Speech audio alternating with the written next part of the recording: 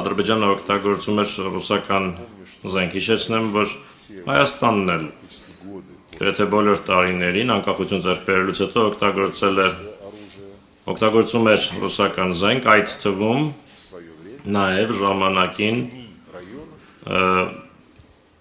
վերցնելու համար այն 7 շրջանները, որոնց նկատմամբ պաշտոնական հավակնություն երբեք չի ունեցել։ Իմիջայլոց Հայաստանի առաջին ղեկավարներից ոչ մեկը երբեք չէր առաջարկում Լեռնային Ղարաբաղը ճանաչել որպես անկախ միավոր, բայց օգտագործվում էր ռուսաստանյան զենք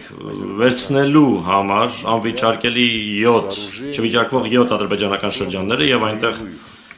ամրաշինական եւ ռազմական գծեր ստեղծելու համար